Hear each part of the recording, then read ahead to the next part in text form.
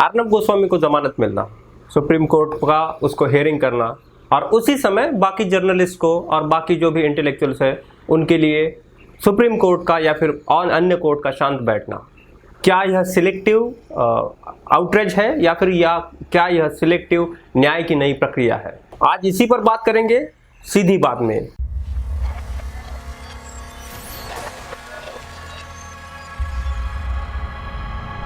नमस्कार, मैं रोहन भेंडे, आप देख रहे हैं सीधी बात सीधे सवालों के साथ। एक घटना हुई, अर्नब गोस्वामी जो रिपब्लिक के चीफ एडिटर है, खुद प्रमोटर है और मुख्य संपादक भी है, उनको मुंबई पुलिस ने अरेस्ट किया। मामला कुछ दूसरा ही था। एक सुसाइड केस है अन्वय नाइक का, जिसमें 83 लाख के ड्यूज रिपब्लिक भारत ने पेड नहीं किए, उस वजह से अन्वय नाइक ने सुसाइड किया था। और उसमें उन्होंने सुसाइड नोट में सीधे सीधे लिखा था कि मैं सुसाइड इस वजह से कर रहा हूं। इसका मतलब सीधा यह हुआ कि सुसाइड केस के लिए रिपब्लिक और रिपब्लिक के प्रमोटर जिम्मेदार हैं। मुंबई पुलिस ने एक्शन लेते हुए उनको अरेस्ट किया। एक ये बात हुई।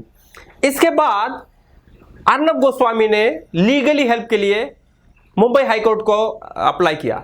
मुंबई हाईकोर्ट ने सीधे सीधे यह कह के उनकी याचिका खारिज की कि आपके पास निचले कोर्ट्स के ऑप्शंस है, तो आप निचले कोर्ट्स में बेल के लिए अप्लाई कीजिए, रेगुलर बेल के लिए, और वहां से जब डिसीजन आएगा तो आप जो अगला पड़ाव है आप हाईकोर्ट में अपील कीजिए। अर्नब गोस्वामी ने दूसरा तरीका ढूंढ निकाला और उन्होंने इसके खिलाफ सुप्रीम कोर्ट में याचिका लगाई, सुप्रीम कोर्ट में बेल के लिए एप्लीकेशन लगाया। अब देखिए बात कैसी है। हेबियस कॉर्पस की जो पिटीशन होती है उसका सीधा मतलब होता है कि जो भारतीय नागरिक है उसके लिए लीगल रेमेडीज तत्काल प्रभाव से प्रोवाइड करना। जम्मू कश्मीर के नेता जब अरेस्ट किए गए और उनकी जो हेबियस कॉर्पस पिटीशन जब कोर्ट के सामने आई तो कोर्ट ने उसमें इंटरवीन नहीं किया था। यह तो पुराना मामला हुआ। नया मामला है केरला के जर्नलिस्ट का, जो हाथरस में कुछ फुटेज करने के लिए गए थे। उस समय उत्तर प्रदेश पुलिस ने उनको अरेस्ट किया। 2 महीने से ज्यादा समय हुआ है। उनकी हेबियस कॉर्पस कोर्ट के सामने अभी भी पेंडिंग है। अब इतने सारी चीजों के बरक्स में एक ऐसी घटना उभर के आई जिसके वजह से इतना बड़ा संस्थान, हमारे देश का सुप्रीम कोर्ट एक बहुत नामी और बड़ा संस्थान है। विश्व में इस संस्थान की बहुत ज्यादा मान्यता है। भारत के सुप्रीम कोर्ट में जो भी डिसीजन होता है उसको पूरे वर्ल्ड में एक ओवरव्यू और रेफरेंस के तौर पे देखा जाता है। लेकिन अब सुप्रीम कोर्ट ने खुद ही अपनी गरिमा को ठेस पहुंचाई है। आप पूछेंगे कैसा? तो घटना देखिए। रिपब्लिक का एंकर या फिर संपादक अर्नब गोस्वामी एक बहुत ऊपर और बहुत बड़े फैमिली से आता है, जिसको अमीर फैमिली हम कह सकते हैं। अब उस इंसान ने जब पिटीशन लगाई तो सुप्रीम कोर्ट ने सिर्फ 24 घंटे में उनकी पिटीशन को बोर्ड पे लेके सुनवाई की। उसी समय बाकी intellectuals, 83 year doctor Varavara Rao जो पोएट है, उनको मेडिकल की इमरजेंसी हेल्प है, उनके फैमिली ने हेबियस कॉर्पस लगाई है, उनके फैमिली ने मेडिकल कंसेंट लगाया है, फिर भी हाई कोर्ट और सुप्रीम कोर्ट ने अभी तक इंटरवीन नहीं किया। तो ऐसे समय में क्या यह कुछ सवाल बनते हैं। पहला सवाल, क्या सुप्रीम कोर्ट अब सिलेक्टिव होने जा रही है? डीवाई चंद्रचूड़, जो जस्टिस डीवाई चंद्रचूड़ माननीय जज है सुप्रीम कोर्ट के, उनके बारे में एक बात कही जाती है कि इंसानी हकूक और इंसानी अधिकारों के वह बहुत बड़े पैरोकार है। आप अगर उनका एक डिसीजन जजमेंट पढ़े जो उन्होंने राइट टू प्राइवेसी में दिया था, उसमें उन्होंने इंटरनेट को भी हमारे प्राइवेसी के राइट्स में जोड़ा था। और उन्होंने जो जजमेंट दिया है वह जजमेंट पूरे विश्व में सराहा गया था। वो 124 पन्नों का उनका जो राइटिंग्स है वो आज भी हिस्टोरिकल डॉक्यूमेंट्स के तौर पे दर्ज हुआ है। ऐसे इंसान ने उसी समय उस कोर्ट की गरिमा को, उस सुप्रीम कोर्ट की गरिमा को ठेस पहुंचाने का काम किया है। तो यह सवाल पहला यह है कि क्या अब हमारी जुडिशियल सिस्टम और पॉलिटिकल सिस्टम इसका मिक्सअप होगा? क्या यह सवाल पूछना नहीं चाहिए?